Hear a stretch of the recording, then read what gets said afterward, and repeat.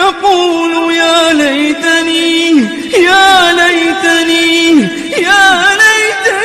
قدمت لحياتي، فيومئذ لا يعذب عذابه أحد ولا يوثق وثاقه أحد. يا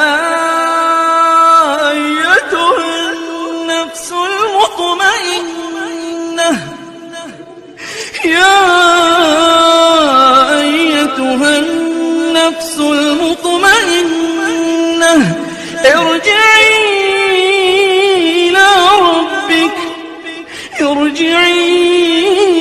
إلى ربك راضية